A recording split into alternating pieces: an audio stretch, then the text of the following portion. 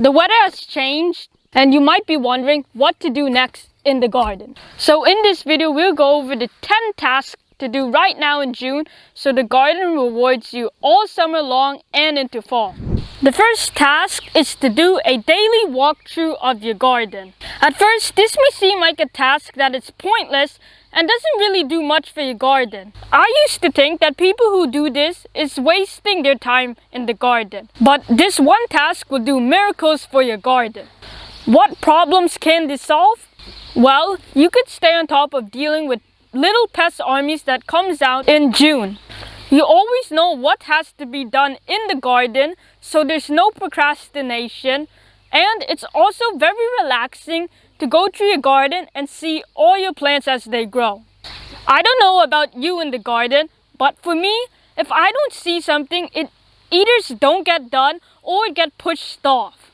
But seeing what has to be done in the garden has been a total game changer for me in reminding and getting me out into the garden more. The second garden task adds to the first one because you could do them both at the same time. If you have cucumber plants that are not producing or is slowing down in production, then it could be that the flowers are not being pollinated. So to fix this issue, you could pollinate your cucumber flowers by taking a male flower from a cucumber plant, and you could use the stem of it to go to the female flower to pollinate it. Now, you could also grow varieties that doesn't need pollination in order to produce. These varieties are usually called partner carpic.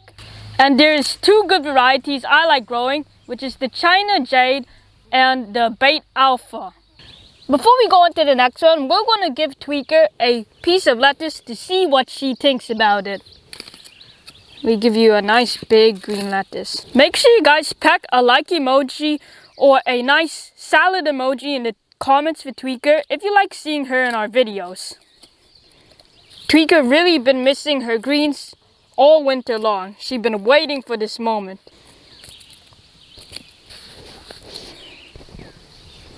Task number 3 is one that will increase the production of all your plants. This task is especially important if you have any fruiting plants like tomatoes or cucumbers.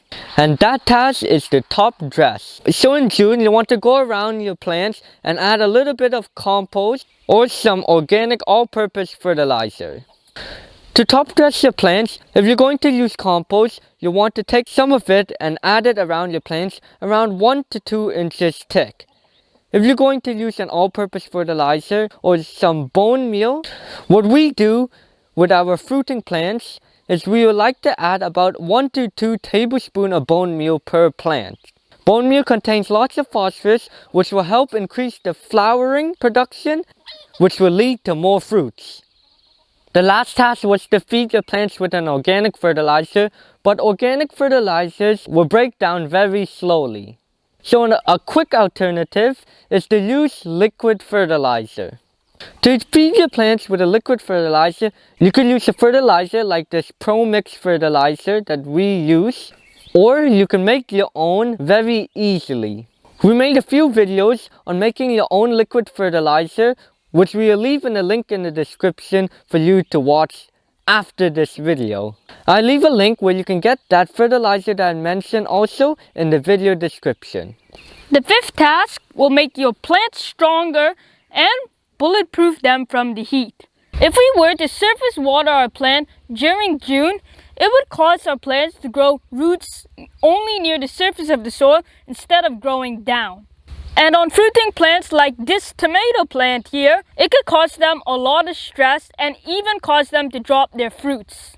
So what we want to do when watering our plants is to let the water flow for a good 10 seconds or so near the base of your plants.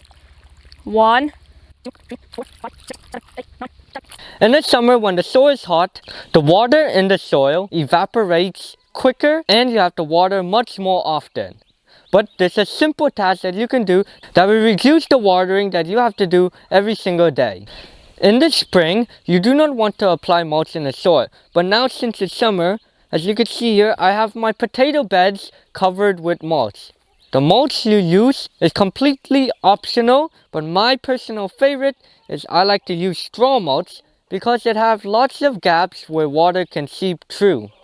You could use other mulches like grass clippings, wood chips, or leaves.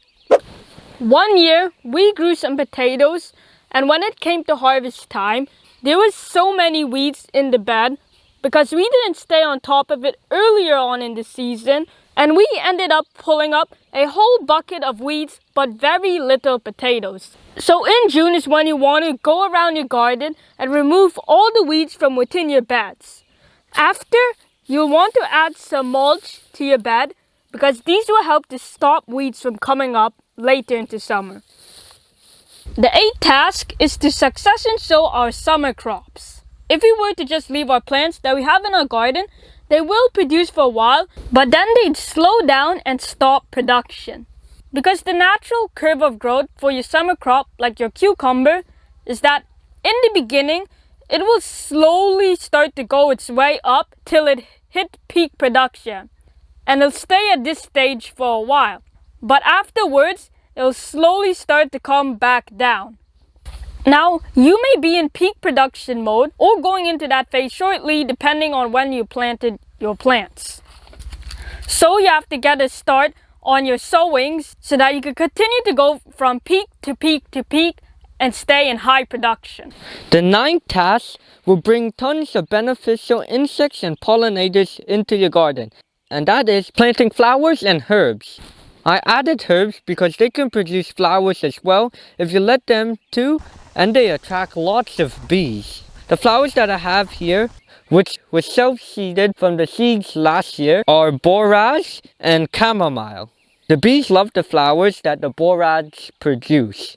For this next task, it's getting to the point in summer where it's going to be so hot that if you don't do this next task, it basically makes all the rest of the tasks in this video useless.